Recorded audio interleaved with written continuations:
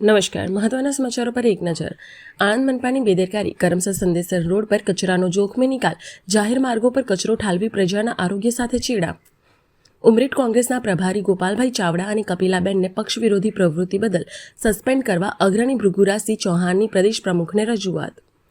આણંદ જિલ્લા સરકારી સંઘની મોકૂફ રહેલ ચૂંટણી જુલાઈ માસમાં યોજાશે. આણંદ જિલ્લામાં 42 ડિગ્રીની કાળઝાળ ગરમી વચ્ચે ઉનાળુ, બાજરીની કાપણી શરૂ. મજૂરોની અછતે ખેડૂતોની ચિંતા વધારી. બોરસદના બદલપુરમાં પરિવાર સૂતો રહ્યો અને તસ્કરો 3.89 લાખની મત્તાની ચોરી કરી ફરાર. સહકારી મંડળીઓમાં કસ્ટોડિયન અને તપાસ અધિકારીઓ માટે નવી ગાઈડલાઈન જાહેર, બેદરકાર સ્ટાફ સામે થશે કાર્યવાહી. મોંઘવારીનો વધુ એક માર, અમૂલ દૂધના ભાવમાં પ્રતિ લીટર ₹2નો વધારો, નવા ભાવ આજથી લાગુ. મણિપુરના કાંગપોંગ પીમાં ઉગ્રવાદી હુમલો, 3ના મોત 4 ઘાયલ. નીટ પેપર લીક મામલે સીબીઆઈના અનેક સ્થળે દરોડા, જયપુર, ગુરુગ્રામ, નાસિકમાંથી 5ની ધરપકડ. કેન્દ્ર સરકારનો મોટો નિર્ણય, ખાંડની નિકાસ પર તાત્કાલિક અસરથી પ્રતિબંધ સપ્ટેમ્બર 2026 સુધી અમલી રહેશે.